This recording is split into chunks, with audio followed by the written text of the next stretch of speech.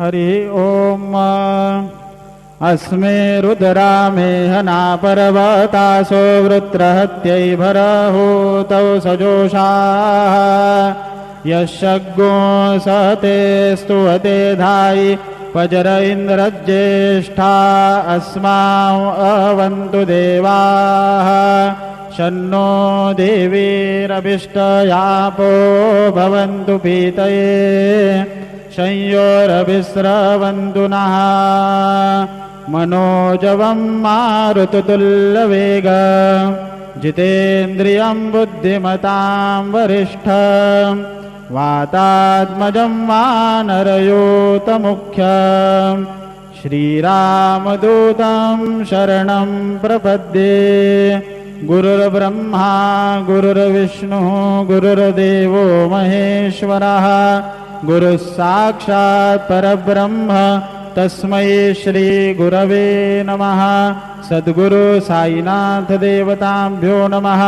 सायं पूजनार्थे विलेपनार्थे चन्दनं समर्पयामि।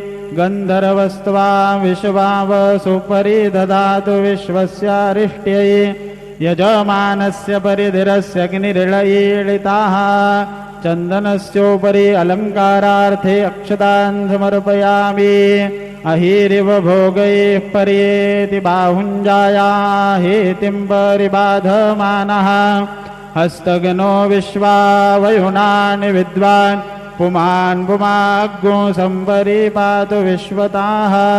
हरिद्रादिकुङ्कुमं सकलसौभाग्यद्रव्यं समर्पयामि। नानापरिमलद्रव्यं समर्पयामि। ऋतुकालोद्भवपुष्पं समर्पयामि। माल्यादीनि सुगन्धीनि मालत्यादीनि वै प्रभो मया ऋतानि पूजार्थं पुष्पाणि प्रतिगृह्यताम्। सेवन्तिका बकुलचम्पकपाटलाब्जै पुह्नागजातिकरवीररसालपुष्पैः बिल्वप्रवालतुलसीदलमालतीभिः स्वां पूजयामि। जगदीश्वर मे प्रसीद। ऋतुकालोद्भवपुष्पं समर्पयामि। सायंकाले उपहारनैवेद्यं निवेदयामि।